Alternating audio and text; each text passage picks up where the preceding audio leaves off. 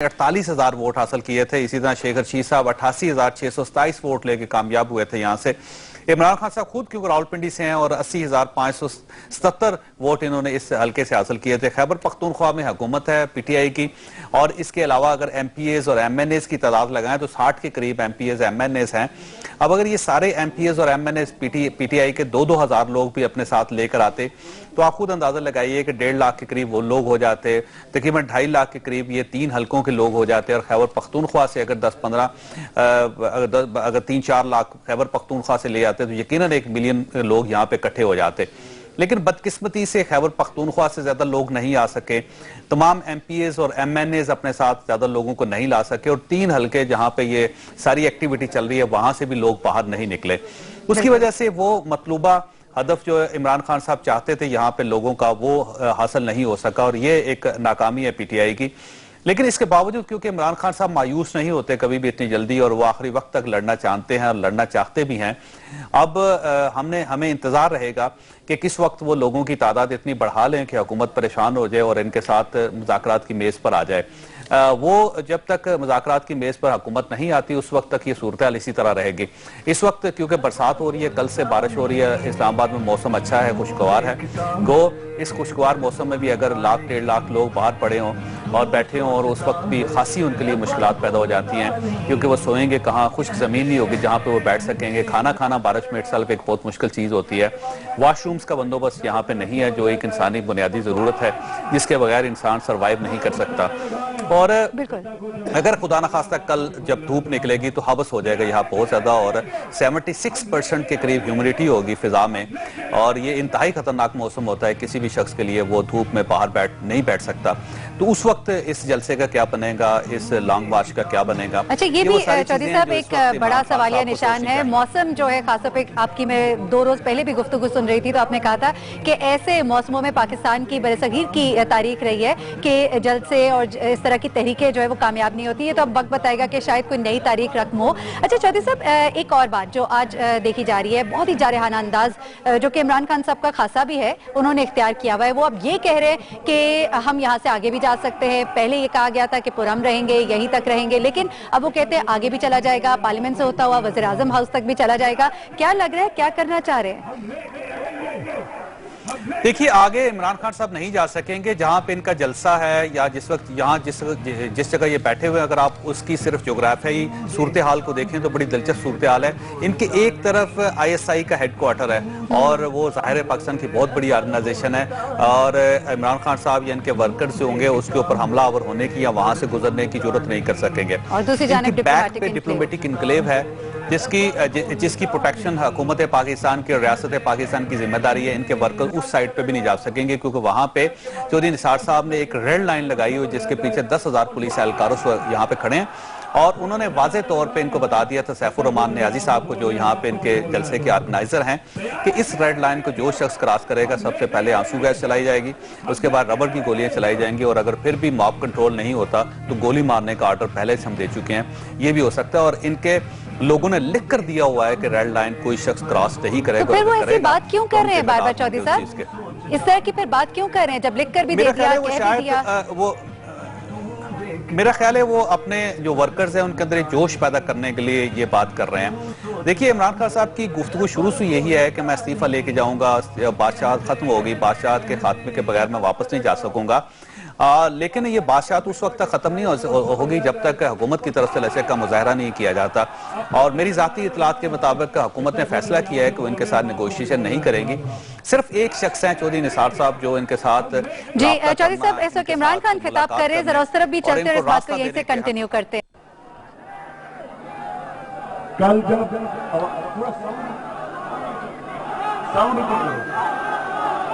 कल खामोशी खामोशी खामोशी सुनो,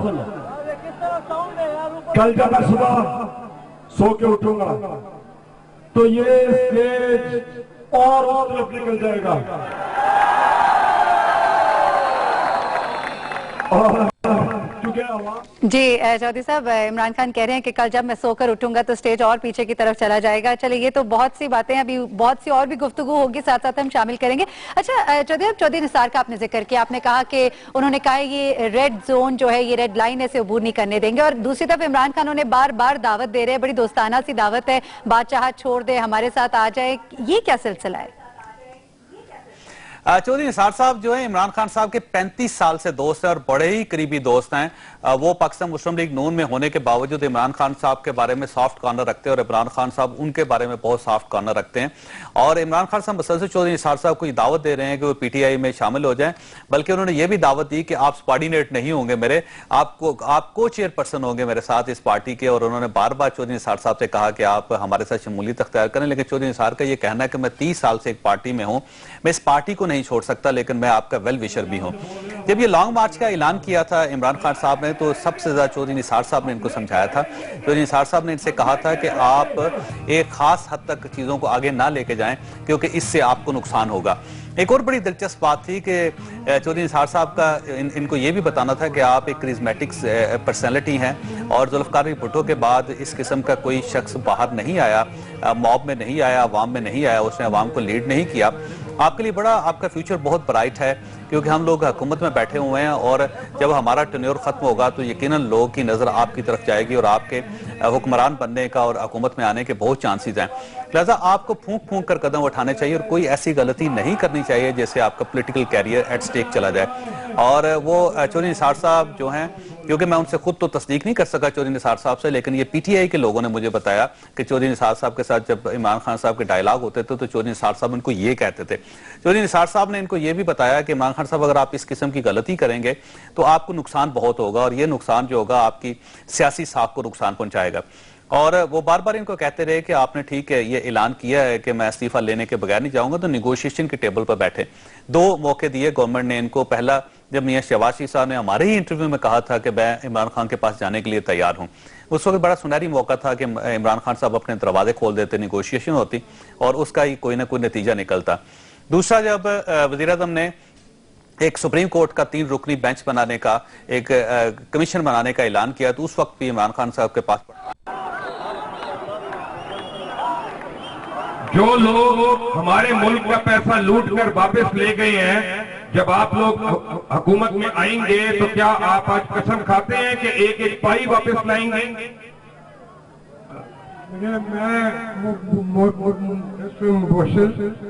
मुसलसल जब मेरे पैसे के बाहर जाने पर इमरान खान ने बयान देने शुरू किए, ये तहरीक इंसाफ के चेयरमैन थे, मैं मुस्लिम लीग का कायम मकाम सदर था, फिर मेरी पार्टी में से वो वजीर आजम थे। मैंने इसके बावजूद प्रेस को बुलाया, बयानात दिए और मैंने कहा कि जितना पैसा आप लोग ले गए हैं, खास पार्टी मेरे के हैं या किसी के हैं, जिन्होंने ये सूट का पैसा जमा किया है, आप अगर इसको हलाल भी कहते हैं, दिया आपको पाकिस्तान ने, रस्ते उनके आपने खुद तलाश किए। मेरे कहा जरदारी साहब भी और नवाज शरीफ साहब भी और दूसरे वो सरमाया वापस नहीं लाए, वो ज्यादा किया मुल्क के अंदर। आज भी मुझे मौका मिले मैं और कुछ कर न सकूं, ये सरमाया मैं वापस लेके आऊंगा इनसे।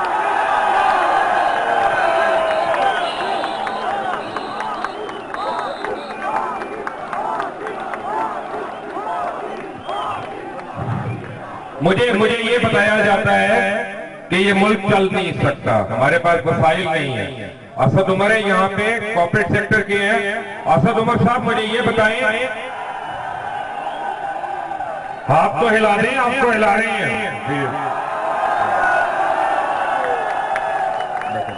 ये बताएं कि हमारे पास इतने वसाइल हैं कि हम अपना मुल्क उधार लिए बगैर चला सकते हैं? ये मुबशिर, मैं अपनी बजट की स्पीच के अंदर भी ये बात कर चुका हूं कि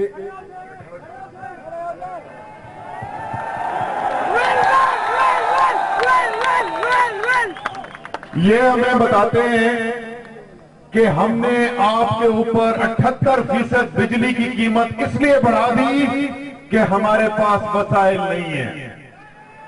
ये आपको बताते हैं कि गैस की कीमतें इसलिए बढ़ा रहे हैं कि हमारे पास वसाइल नहीं है। ये हमें ये बताते हैं कि जीएसटी हमने इसलिए बढ़ा दिया कि मुल्क के पास वसाइल नहीं है। लेकिन आपको क्या ये पता है मुबश्शिर लुकमान साहब कि पिछले 1 साल में जब ये हुकूमत पाकिस्तान की अवाम के ऊपर ये बिजली की कीमतों, गैस की कीमतों, जीएसटी का बोझ डाल रही थी। इस वक्त हमारे साथ फवाद चौधरी भी मौजूद हैं, उनसे भी बात करते हैं, उनको भी शामिल गुफ्तगू करते हैं। फवाद चौधरी साहब, आप भी ये तमाम सूरत हाल देख रहे हैं, जिस तरह से जलसे हो रहे हैं, बातें हो रही हैं, बहुत से तज्जिए भी किए जा रहे हैं, तो जो अब सिचुएशन बनती नजर आ रही है, इमरान खान साहब अपना जारहाना जो अंदाज है बरकरार रखे हुए हैं और कहते हैं कि जी अब ये सुनामी जो है पार्लियामेंट की तरफ भी जा सकती है और हम आगे तक चले जाएंगे, वज़ीर आज़म हाउस भी चले जाएंगे, तो क्या होने जा रहा है, क्या करने का इरादा रखते हैं खान साहब? नहीं, ये सिचुएशन बहुत ही खतरनाक होती जा रही है। उसकी वजह यह है कि ये जो सारे लोग हैं, आप देखें तकरीबन 1 हफ्ते से पूरा जो नॉर्थ पंजाब है और ये मुकम्मल और बंद पड़ा हुआ है। लाहौर से लेके इस्लामाबाद जो है वो बिल्कुल कोई वहाँ पे हफ्ते से जो है ये बंद एक्टिविटी है। और अब जो लोग वहाँ पर हैं वो जो किसी सूरत में भी कम नहीं है, वो वायलेंट की तरफ जा रहे हैं, वायलेंस की तरफ जाएंगे, वो डेस्परेट हो रहे हैं। और जो हुकूमत को मेरा ये ख्याल है कि फौरी तौर के ऊपर इनको एंगेज करना चाहिए। अगर हुकूमत अभी प्राइम मिनिस्टर साहब और सारी फैमिली जो है, जाहिर है वो तो रायवेंड में आए हुए हैं, उनकी वो एक निजी शादी की तकरीब है उसमें मसरूफ है और वो जो मामलात हैं वहाँ के सारे वो वज़ीर आज़म और वो फैमिली इस वक्त देख भी नहीं रही, वो चौधरी निसार साहब वगैरह देख रहे हैं। लेकिन मेरा ये ख्याल है कि वज़ीर आज़म साहब को और मुस्लिम लीग नून की लीडरशिप को ये सोचना पड़ेगा कि वो किस कदर जल्दी इस सारे मामले को एंगेज कर लेते हैं, क्योंकि अगर वो एंगेज नहीं कर सके तो फिर आज जो तारुल कादरी साहब का बयान था और फिर इमरान खान साहब का बयान है, उससे साफ जाहिर हो रहा है कि मामला जो है वो फिर आगे की तरफ निकल रहे हैं और ये रेड जोन वगैरह पे मामला चला जाएगा और फिर जो है यहाँ पर अनफॉर्चुनेटली मुझे तो वायलेंस का खतरा है।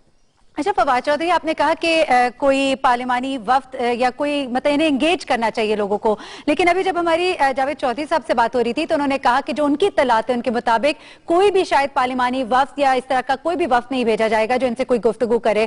तो फिर अगर इस तरह की कोई भी सिचुएशन क्रिएट नहीं होती, आपने कहा रेड लाइन भी अबूर हो सकती है और भी बहुत कुछ हो सकता है, तो ये तो काफी गंभीर सूरत हाल हो जाएगी ना। देखिए, बात यह है कि ये जो सिचुएशन पैदा हुई है ना, ये भी हुकूमती एरोगेंस की वजह से पैदा हुई। आपको याद होगा कि जब ये मसला ज़रब हिज़ब ऑपरेशन लॉन्च हुआ था तो इमरान खान साहब ने अपना भावलपुर का जलसा मनसूख कर दिया था। तारुल कादरी साहब लॉन्ग मार्च को रिव्यू कर रहे थे, वो पाकिस्तान वापसी को जो है वो डिले कर रहे थे। उस वक्त हुकूमत ने समझा कि पोजीशन बड़ी कमजोर है, उन्होंने मिनहाजुल कुरान के ऊपर जो है वो जाके एक कार्रवाई कर दी जिसके नतीजे में 14 लोग जो हैं वो हलाक हो गए और वहां से ये सारी मूवमेंट जो है वो इतनी ज्यादा ऊपर चढ़ी और अब ये हालात हो गए हैं कि पूरा जो नॉर्थ पंजाब है, पूरा जो इस्लामाबाद है, वो हमारा जो कैपिटल है, वो 1 हफ्ते से बिल्कुल जो है वो बंद पड़ा हुआ है। सारे टेलीविजन चैनल्स, पूरी दुनिया के कैमरे इस वक्त सिर्फ जो है वो इस हजूम को दिखा रहे हैं और ये मामला अगर हुकूमत एरोगेंस के ऊपर ही रहती है तो मुझे तो लगता है कि यह मामला फिर हाथ से निकल जाएगा। सही। अच्छा, और अगर आपने गुफ्तगू अभी लेटेस्ट सुनी है इमरान खान साहब की, तो वो बार-बार चौधरी निसार को दावत दे रहे हैं कि आप भी शामिल हो जाएं हमारे साथ। चौधरी साहब कहते हैं चूंकि उनके देरीना दोस्त हैं तो इस वजह से उनको कह रहे हैं, लेकिन अलल ऐलान बार बार इस बात का कहना, क्या ये किसी तरफ इंडिकेट तो नहीं कर रहा? देखिए, चौधरी साहब से उनके जैसे ये परवेज खट्टक, इमरान खान और चौधरी निसार साहब जो हैं ये पुराने दोस्त हैं बचपन से। दरमियान में आपको पता है तलखी भी बड़ी हो गई थी और बाद में अब जो है वो सुलह भी हो गई है। चौधरी निसार साहब बड़े रेगुलर विजिटर हैं बनी गाला के और फिर पिछले दिनों आपको पता है कि चौधरी निसार साहब की और नवाज शरीफ साहब की भी आपस में कुछ तलखियां हो गई थी और चौधरी निसार साहब जो है वो PMLN से रूठे थे। फिर प्राइम मिनिस्टर साहब ने और शहबाज शरीफ साहब ने बुला के जो है वो उनको राजी किया और उसके बाद से चौधरी निसार साहब जो है वो काफी एक जो है वो कह लें कि पुल की हैसियत रखते थे दोनों पार्टीज में। लेकिन अब चौधरी निसार साहब जो है जिस तरह से अगर कम अज कम वो PTI में आते हैं, नहीं आते वो तो उनका फैसला है, लेकिन हमें देखना ये कि क्या वो रोल कोई अदा कर सकते हैं इस मसले के हल के लिए, और अगर कोई कर सकते हैं तो उनको जरूर जो है वो करना चाहिए। दूसरी तरफ ताहिरुल कादरी साहब को भी हम इग्नोर नहीं कर सकते, क्योंकि ताहिरुल कादरी साहब की डिमांड जो है वो इमरान खान साहब से कहीं ज्यादा वाइड हैं, उनसे बहुत ज्यादा हैं। वो तो एक बिल्कुल सिस्टम को तब्दील करना चाहते हैं, फिर वो प्राइम मिनिस्टर और नवाज शरीफ साहब की जो है वो गिरफ्तारी चाहते हैं। उनके मुकाबले में इमरान खान की जो डिमांड्स हैं, जैसा मोहित बिजादा साहब आगे कह रहे थे, वो तो बड़ी मासूमाना है, और वो तो विद इन कॉन्स्टिट्यूशन एक मिड टर्म इलेक्शन की बात करते हैं, लेकिन ताहिरुल कादरी साहब तो बहुत बड़ी जो है वो तब्दीली की बात कर रहे हैं। तो मुझे यूं लगता है कि अगर हुकूमत ने अपना रवैया वही जारी रखा जो गुज़िश्ता साल में और माह में रहा है, तो फिर जो है ये प्रॉब्लम सॉल्व नहीं होगी, ये बढ़ेगी। अब अगर ये भी देखना है कि कहीं जो इमरान खान और ताहिरुल कादरी के अगले स्टेप्स क्या होंगे, क्या वो प्रोविंशियल कैपिटल्स को अब अपना हदफ बनाएंगे, इमरान खान क्या पार्लियामान से इस्तीफे की तरफ जाएंगे, ये वो स्टेप्स हैं जिनकी तरफ हम देखते हैं कि इमरान खान और ताहिरुल कादरी क्या स्टेप्स लेते हैं, और फिर हुकूमत की बार्गेनिंग पोजीशन और कमजोर होगी। अच्छा फवाद चौधरी, अभी आपने ये बात की ताहिरुल कादरी साहब का जो जलसा था, जो खिताब था उस बारे में, और इमरान खान साहब के खिताब के बारे में, अगर इन दोनों के खिताब को आपने यकीनन सुना भी है, तो आपको इनके खिताब को सुनने के बाद आपका तज्जिया क्या कहता है? किसका पलड़ा कहले से या मुतालबा कहले स्ट्रांग है या एप्लीकेबल है, क्या कहेंगे? देखिए, मुतालबे जो है ना वो इमरान खान साहब के भी, जो अगर एक दो मुतालबे, जो एक दफा अगर आपने जो बातचीत करनी है तो जो बहुत एक्सट्रीम पोजीशंस हैं उनको अगर आप निकाल दें, तो ताहिरुल कादरी साहब के मुतालबे भी बड़े जेन्युइन है। ये वो रिफॉर्म्स हैं जिनकी हम रोजाना बात करते हैं। मसलन वो बात ये कर रहे हैं कि इतना बड़ा मुल्क है और आपकी लोकल गवर्नमेंट नहीं है, बिल्कुल सही बात है। इतना बड़ा मुल्क है और आपका जो निजाम है, मसलन आप सिर्फ पंजाब की अगर मिसाल लें तो 11-12 करोड़ की आबादी का एक सूबा है जिसको सिर्फ एक वजीर आला के पास जो है वो चलाते हैं, वो अपना अख्तियार किसी और से शेयर करने को बिल्कुल तैयार ही नहीं है। चुनाचे आप देखें कि वो सूबे में जो लाहौर को जब आप छोड़ देते हैं, बाकी सूबे में हॉस्पिटल, स्कूल्स, उनकी हालत जो है वो इंतहाई पतली होती है। तो जब आप लोकल गवर्नमेंट नहीं बनाएंगे, जब तक आप ऑर्गेनाइजेशनल रिफॉर्म्स नहीं लाएंगे, तो फिर किस तरह से सूबा चलेगा? उनकी बातों में जो डेवोल्यूशन की बात है वो बहुत ज्यादा जेन्युइन बात है और उसको जो है वो सोचना चाहिए। इसी तरह इमरान। अच्छा फवाद साहब, इस बात को भी हम कंटिन्यू करते हैं। यहाँ हमें एक ब्रेक भी लेनी है और जैसे हम ब्रेक से वापस आएंगे तो इस बात को हम यहीं से दोबारा कंटिन्यू करते हैं। जी, फवाद चौधरी हमारे साथ थे। इससे कल हम जावेद चौधरी साहब से भी इस्लामाबाद से बात कर रहे थे। इस गुफ्तगू को आगे बढ़ाएंगे लेकिन एक ब्रेक के बाद। जी, एक बार फिर आपको खुशामदीद कहेंगे। लाहौर स्टूडियो में इस वक्त मेरे साथ लाइन पर मौजूद है फवाद चौधरी और इस्लामाबाद से हमारे साथ है जावेद चौधरी साहब भी। फवाद चौधरी साहब, ब्रेक पर जाने से पहले आपसे बात कर रहे थे और बात कुछ इस तरह से थी कि इमरान खान साहब और डॉक्टर ताहिरुल कादरी, इनके जलसे के हवाले से, इनके मुतालबात के हवाले से आपने कहा कि बहुत ही मासूमाना सी जो मुतालबात हैं वो है इमरान खान साहब की, और डॉक्टर ताहिरुल कादरी साहब की मुतालबात किस तरह के हैं? रहा था कि जब आप कंपैरिजन करते हैं ना दोनों का, फिर तो इमरान खान साहब के बड़े मासूमाना जो हैं वो लगते हैं। वो ये इस तरह मोहित साहब ने इस्तेमाल की थी, जो मैं दोबारा इस्तेमाल कर रहा हूँ। जो डॉक्टर ताहिरुल कादरी साहब ने तो कहा ना कि अरेस्ट किया जाए, वो तो कह रहे हैं सिर्फ रिजाइन करें। और इसी तरह से जो पार्लियामेंट के ऊपर बात की या प्रेसिडेंशियल फॉर्म ऑफ, वो ये एक कंपैरिजन जो है वो हम कर रहे थे। लेकिन मैं ये कह रहा था कि लेकिन अगर उसको रियलिटी में देखा जाए तो ताहिरुल कादरी बुनियादी तौर के ऊपर डेवोल्यूशन ऑफ पावर की बात कर रहे हैं, जो बिल्कुल सही बात है। इसमें जो बुनियादी रिफॉर्म्स में जो डेवोल्यूशन है उसके बगैर तो मुल्क चल ही नहीं सकता। इसी तरह इमरान खान जो है वो इलेक्टोरल रिफॉर्म्स की और उसमें जो बात करते हैं वो बिल्कुल सही है। लेकिन मसला ये हुआ कि हुकूमतें हमारे यहाँ, ये PMLN का जो है ये तुर्रा इम्तियाज रहा है कि ये लोग उस वक्त तक बात नहीं सुनते जब तक आप जो है वो बिल्कुल जो है वो सर पे ना चढ़ जाएं। अगर आप हुकूमतें जो हैं वो ये कॉन्फ्लिक्ट रेजोल्यूशन में जाएं, और जब ये मुतालबात शुरू हुए थे उस वक्त ही सीरियसली उनको करते और एंगेज करते, जो हुकूमत 32 डायरेक्टली इलेक्टेड MNAs की अपोजिशन को कंट्रोल नहीं कर सके, उनको एंगेज ना कर सके, तो मुझे आप बताएं वो उनकी सियासत को हम क्या कहें कि वो उनकी बड़ी जबरदस्त सियासत है। जाहिर है उन्होंने एक फेल्ड सियासत की है जिसकी वजह से आज इस्लामाबाद बंद पड़ा हुआ है, पूरी की पूरा जो नॉर्थ पंजाब है उसमें जो है वो मामला बंद हुए हैं। तो हुकूमत ही की जिम्मेदारी है ना, अपोजिशन जो है उसको तो ज्यादा से ज्यादा हम ये कह सकते हैं कि वो इंतजार कर लें जी और 4 साल, लेकिन जो सियासत कर रहे होते हैं उन्होंने भी तो अपनी सियासत करनी होती है। ये गवर्नमेंट्स के काम होते हैं एंगेज करना। तो फवाद, आपको लग रहा है कि इमरान खान साहब ने जो बात कही कि सुबह जो है स्टेज और पीछे चला जाएगा? देखिए, अगर तो गवर्नमेंट ने एंगेज नहीं किया तो ये तो हम वायलेंस की तरफ जा रहे हैं सीधे सीधे ये, और कोई इस गलतफहमी में किसी को नहीं रहना चाहिए कि ये नंबर कम है वायलेंस के लिए। ये बहुत बड़ा नंबर है वायलेंस के लिए। कोई इसको कंट्रोल नहीं कर सकेगा, कोई फौज, कोई पुलिस इसको कंट्रोल नहीं कर सकेगी। इसको आपने एंगेज नहीं किया तो ये सीधा सीधा इस्लामाबाद में जो है वो फड्डा होगा और ठीक ठाक फड्डा होगा। जावेद चौधरी साहब, आप भी बात सुन रहे हैं फवाद चौधरी साहब की, और वो कह रहे हैं संगीन सूरत हाल है, लोगों को एंगेज करने की जरूरत है, कोई वक्त नहीं भेजा जाता तो फिर हालात काफी संगीन हो जाएंगे। आप मुत्तफिक हैं इससे?